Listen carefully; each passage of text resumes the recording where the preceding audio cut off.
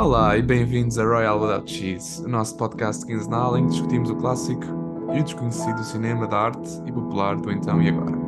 Nós somos os vossos hosts, eu, Miguel Aide, Leonardo Miranda, alô Leo, Olá, tudo bem? tudo bem? E Tomás Ferreira.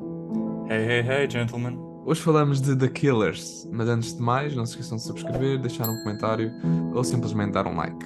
The Killers é um filme noir americano de 1946, protagonizado por Burt Lancaster na sua estreia no cinema e por Ava Gardner. Baseado num conto de Ernest Hemingway, o filme centra-se na investigação da morte de um antigo pugilista que se rendeu ao seu próprio assassinato. Realizado por Robert Siodmak, foi um grande sucesso da crítica, tendo recebido 4 nomeações aos Oscars, inclusive o amor de um Hemingway, por norma rabugenta adaptações das suas obras. Falta agora saber se Royal Without Cheese ficou também caído por esta femme fatal dos anos 40. Malta, o que é que nós pensamos? Ready to get into the noir world of 1940s. Yes, we are. Yes, we are. Burt Lancaster, an amazing actor that I've discovered in this movie. Só neste Não filme? sabia que era a sua estreia, mas Por acaso só, não sabia só que este era o recentemente que primeiro. achei dele. Yeah. É um dos meus noirs favoritos, o The Killers. Acho que vive muito através da performance do Burt Lancaster e da Ava Gardner. E é um noir que é frequentemente equiparável ao Citizen Kane, que foi um pensamento que eu tive ao ver o filme. Sim. E vim a descobrir que de facto é uma comparação que já foi feita e acho que vem a Sim. seu proveito. Porque a Faz estrutura sentido. do filme, a forma como é pensado em termos da estrutura e como é que isso funciona no revelar da exposição e do responder às questões dramáticas, acho que funciona às mil maravilhas, pessoal. Sim, tem a mesma dinâmica de reconstruir Yeah. a vida de uma personagem através de outras pessoas, através do que é que as Yeah. outras pessoas sabem da vida deles. E E quando pronto. começas a ver o flashback, começas logo a fazer associação com o Citizen Kane, acho eu. Yeah. Pelo menos eu, foi mesmo a primeira Sim, coisa também também. que pensei. Yeah. E mesmo a fotografia do filme, é um ou seja, modelo já tínhamos perfeito. falado nisto, mas sim, é um É um modelo modelo perfeito. perfeito de investigação, acho eu. Ou seja, é um modelo perfeito para desvendar um mistério, acho eu, essa estratégia do flashback, em que tens uma história a correr no sentido contrário à outra, né? Tens quase duas linhas da narrativa, até que se encontram no meio. É porque à medida que tens este detetive dos seguros que vai tentar pesquisar ou encontrar a resposta para porque é que esta vítima de um homicídio deixou o seu seguro de vida a esta senhora de uma pousada, com que se deparou numa certa altura da sua vida. Tu tens essa investigação a ocorrer de forma natural, cronológica, e tens a história passada a ser revelada desde o início, não é? Até o ponto de encontro, o que acho que funciona de forma bastante interessante. Para mim, a opening sequence é das melhores opening sequences Sim, que já isso, vi. yeah. Porque Cenas em diners são sempre boas. Yeah. Uhum. Mas atenção, porque eu ao início não sabia o que esperar, porque eu não conhecia muito bem nada deste filme. Aquela tensão toda com eles, you're a bright boy, huh? Yeah, É um clássico yeah. noir, lindo. Exato. É bem boa. Yeah. You Mas sim, wouldn't mas depois a fool. surpresa de ver o Burt Lancaster, ou seja, o primeiro plano inicial nele, quando a câmera se aproxima, aquele close-up extremamente longo, que acho que é uma imagem incrível, até porque comunica imediatamente a questão da personagem, que é que está-se a render à sua morte, a render-se ao facto que não sabemos porquê, mas não quer saber se vive ou morre, e aceita o seu destino. E acho que esse close-up, que foi algo que eu achei muito interessante, foi que como depois rima mais à frente, quando ele vê a Ava Gardner pela primeira vez, temos outra vez outro close-up dele, extremamente longo. Para mim comunica essa ideia de que neste momento é como se o destino dele tivesse a ficar selado ao apaixonar-se por esta rapariga. Sim, e visualmente acho que o filme vive muito a atração que as duas personagens principais têm um pelo outro, ou que ele tem por ela e que ela pode, pronto, percebemos mais à frente que era falso, como é normal num filme noir, femme fatale. Mas pronto, mas há uma coisa que eu achei, para mim ficou, gostava de ter visto mais, era mesmo um foco ainda maior na relação das duas personagens, um foco ainda maior na atração entre eles e pronto, nessa tensão. Por um lado percebo porque ela aparece muito mais à frente no filme, parece que ele demora a introduzir a Ava Gardner, o que torna cativa, porque percebes que ela vai ter realmente muita importância, mas ao mesmo tempo ficou para mim, gostava de ter visto mais dela. com ele também. especificamente. Mas por acaso isso é Concordo. um aspecto interessante porque este tipo de filmes, normalmente mais antigos, em que temos algum tempo até sermos introduzidos aos personagens, é algo que se perdeu um bocadinho, não sei. Uhum. Pelo menos eu não sinto que nos filmes mais recentes que têm saído, e nem digo noir, porque acho que este estilo pronto, já não existe desta forma, mas tudo o que se aproxime disso já não consegue fazer bem isto, em que temos alguma paciência até sermos introduzidos Paciência. à personagem, Yeah. personagem principal. Inclusive no sentido em que estás a ver o filme e a ser introduzido às diferentes personagens e toda a gente parece de certa forma que vai ser a personagem principal e Uhum. depois nunca são. E eu inclusive achei isso na cena do diner com agora não me lembro do nome da personagem dele, mas era tipo um dos reféns, digamos assim, o que estava O Nick Adams, provavelmente. Yeah. sim, o Nick, o Nick, exato. Porque tem assim uma cara também particular e eu pensei, será que este gajo é o Burt Lancaster? E tem uma certa presença ao ponto de eu achar que ele é aquela personagem que Yeah. surge ali e é um bocado adjacente ao roubo e vai se tornar importante, mas depois acaba por ser só pronto, um tipo que ajuda um bocado o investigador, mas nada de especial. E acho isso interessante, essa também subversão das expectativas dos espectadores de, ok, quando é que vamos encontrar a personagem principal? Eu tenho pena Percebi. de haver menos filmes a fazer isso. Mas pelo que eu percebi, eu acho que o Nick Adams no Hemingway é uma É um personagem personagem frequente. principal, Yeah. frequente, é tipo recorrente. Ah, Ele tem várias short stories que é da perspectiva dele, ou ele não percebe, pronto, não investiguei o suficiente. Mas pelo uhum. que eu percebi, por isso também sente-se isso no filme, de que há ali um ponto de vista, mesmo a forma como ele é introduzido, está ali no canto, parece que vai ter uma importância que depois Pois. pronto, não é propriamente a que tem. Mas sim, dá uma dinâmica interessante ao filme. Mesmo como é que ele se chama? É o Edmund O'Brien, acho que é o O'Riordan, o Yeah, detetive James Uhum. Stewart. principal dos seguros. Também tem características de personagem principal. Mesma forma como o filme acaba, que é um bocado cómica. Enjoy your weekend. Sim, essa cena, Yeah, sim, yeah, sim. yeah. Yeah. Depois a volta para trás. Yeah. É um final de filme que é um bocado à sitcom. Tipo, parece Ah, não é propriamente um final que estejas à espera Pois num é, filme pois é. assim, no ar. Mas yeah, eu gostei, acho que pessimista. é engraçado. Yeah, eu acho que a cena de abertura é super interessante precisamente pelos aspectos que vocês referiram. Eu acho que é muito bold, corajoso do Robert Siodmak manter o protagonista in the shadows, let's say, porque ele torna-se um personagem que é um enigma, é uma incógnita, não é? E, portanto, ele é revelado através deste nome que já por si é meio críptico, da Swede, e tu pensas, bem, nestes negócios do desenvolvimento da narrativa de um filme noir, muitas vezes, até tal como no The Killer do David Fincher, estas personagens têm nomes Os diferentes Killers. ao longo do filme, não é? The Killer, The Killers. E será Swede, será outra coisa, ele até é Pete Lunn, mas ele já é conhecido por The Swede desde a infância, porque ele de facto é Ollie Anderson, his real name. And so, ele é uma incógnita. E os próprios assassinos em si mesmo é como se fosse, como é que eu ia dizer, uma espécie de boneca russa em que vais descobrindo camadas após camadas estes elementos de mistério.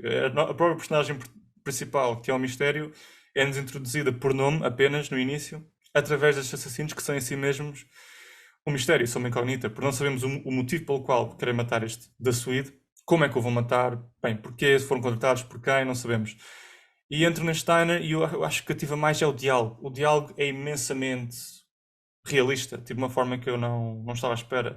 A forma como flui, a forma como tu te identificas com as vítimas, o chefe, o dono do diner, imediatamente, e as questões que eles colocam são as questões que a audiência coloca, né? Quem são vocês, o que é que querem, porque é que querem matar o Swede. O diálogo é do naturalismo que atrai precisamente por esses colocalismos de you would be good for the races, oh, this guy won't fool.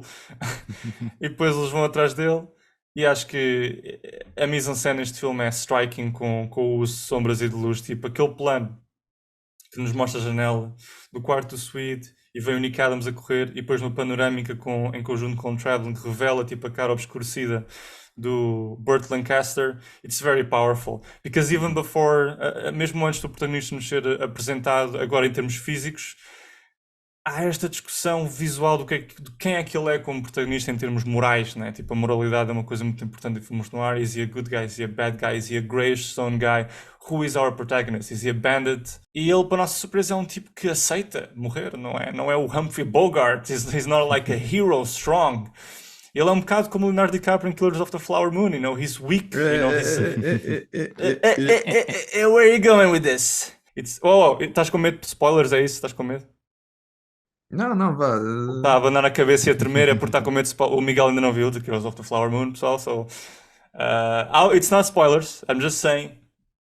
He's a character, é uma personagem que sofre as suas fraquezas. Isso acontece com o Leonardo, o Leozinho, não és tu, Leonardo, é o DiCaprio. Então, o que acontece aqui é que também o Burt Lancaster é um personagem que é, you know, weak. And in most of noirs that Burt Lancaster does, he's a dumb nuts with a big heart. You know, if you see Criss Cross, is the same thing. Criss Cross is also directed, também realizado pelo Robert Siodmak. É um grande filme. Ele também se perde por outro filme fatal. Não devia. He never learned. He never learns.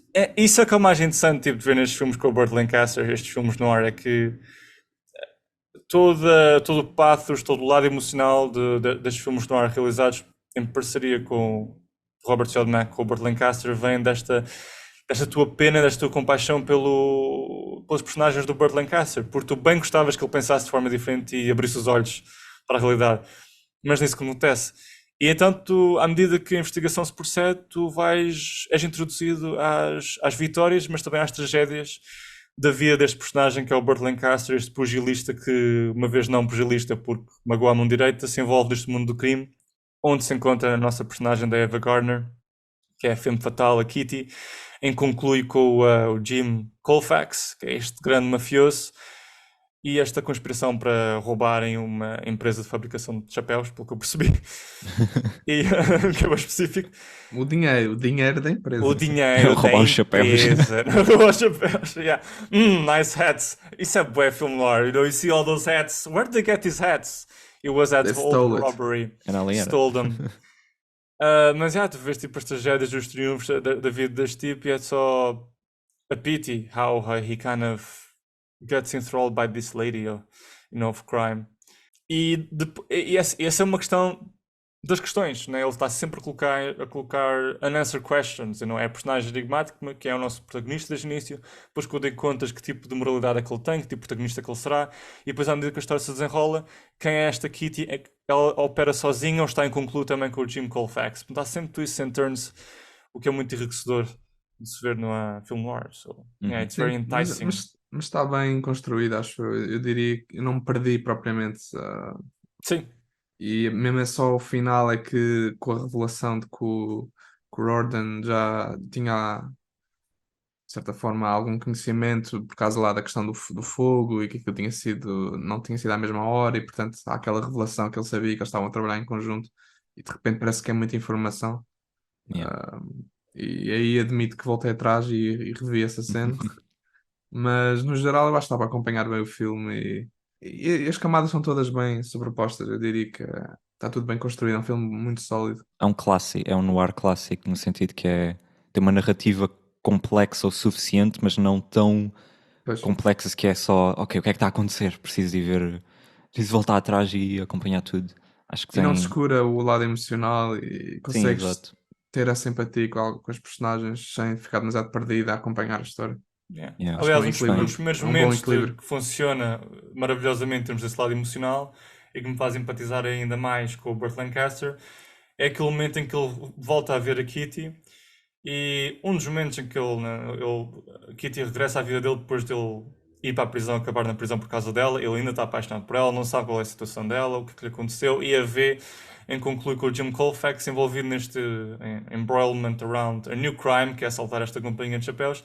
E depois tu vês o gajo, tipo, o que está no subtexto da cena é ele está a jogar as cartas com o Jim Colfax e os outros gangsters e ele acaba, tipo, a acusá-lo de fazer batota, atira-o ao chão, dá-lhe murro, tipo, parece que é tudo um pretexto para ele magoar porque no fundo ele está apaixonado pela Kitty, que é a rapariga do Jim Colfax e, portanto, you really read into the subtext of the scene e como visualmente o Robert Siodmak te sugere o amor que ele ainda tem pela Kitty nestes two shots entre eles dois olharem um para o outro, ou a forma como ele aproveita o background e o foreground, o primeiro plano e o segundo plano, como a coloca em segundo plano e ele em primeiro a afagar o lenço com as harpas, que tem uma conotação à Kitty, foi um lance que lhe deu. Acho que é uma missão de cena muito metódica e muito clara e precisa do mood interior da personagem. Outro Uhum. momento que é muito interessante é o próprio assalto à Companhia de Chapéus, que é tudo feito num long take. A Yeah. forma como os introduz a entrar dentro da fábrica, o plano ascende e na sweeping shot tipo, pronto, ao escritório onde mantêm tipo, os profits, os lucros da empresa e eles a roubarem aquilo. É quase um eco do que tu verás mais tarde a seguir em Touch of Evil com o long Uhum. take accompanying Charlton A bomba. Heston with the bomb in the car. Ou então later quando tens aquele momento em que o nosso detetive principal, o outro protagonista, que é o Reardon, é encontrar a Kitty, é ter um encontro com a Kitty naquele bar em que depois ela foge, ele tenta Sim. confrontá-la Essa com cena é o que ela incrível. fez no Achei essa passado. É cena incrível. incrível, até porque os assassinos são introduzidos de forma silenciosa através de um espelho que há dentro de um bar. E O que também a em música si. também. E há a música também. O que também em si é um eco do que né, vês em outros filmes no ar da brincadeira com os espelhos e com as sombras, né? Tipo, tens o The Lady from Shanghai, que é a cena final Isso é em que os incrível. espelhos partem-se todo. É incrível, tipo, eu fiquei de boca aberta quando vi o final Yeah. desse filme. Tipo, achei bué inovador em termos visuais. É uma coisa que hoje em dia se perde um bocado, esse lado Uhum. experimental de arriscar a fazer coisas mais estranhas a nível visual. Yeah. Sim, esse Um, filme, o Lady, tipo, esse final é quase uma forma, uma metáfora perfeita tipo, para a própria narrativa do filme noir, que é esse, os espelhos e não consegues saber quem é que está a dizer a verdade, quem é que está a mentir.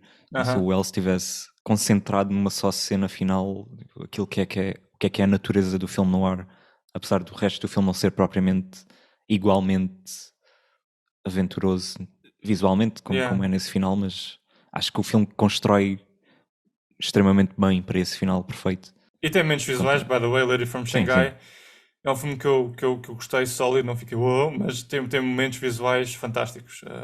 A cena no aquário, com as Yeah. sombras, Incrível. a partilha de cigarro entre o Orson Welles e a Rita Hayward, que Hayward. seria tipo, mais tarde a mulher dele, que é tipo, quase parece slow motion, tipo, the tracking shot of their hands on the Yeah. boat, a mostrar que estão em concluir contra o marido milionário, tipo, it's delicious and beautiful. São esses momentos que constroem até essa situação final que são super interessantes. Uhum.